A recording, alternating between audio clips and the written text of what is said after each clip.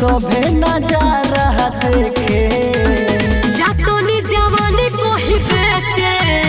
तू सुत खाली मकई के खेते जातनी जवानी को ही बेचे तू सुत खाली मकई के खेते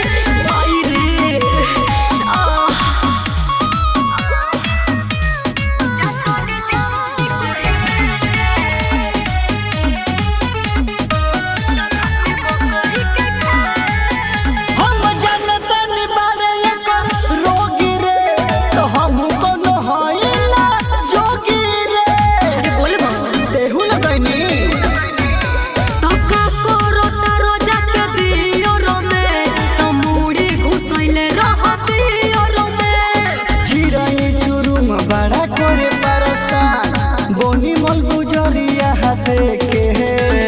जातनी जवानी को ही बेचे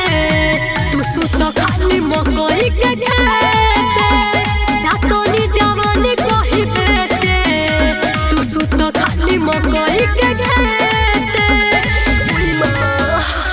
माई रे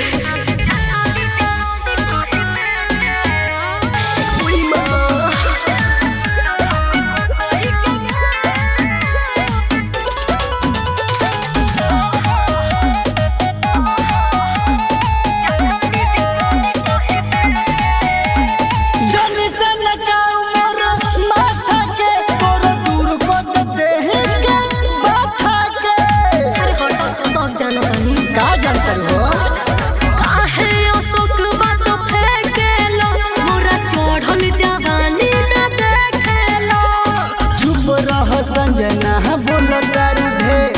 कम नहीं बाटे मोर एके जातनी जवानी को ही बेचे तू सुत खाली मकई के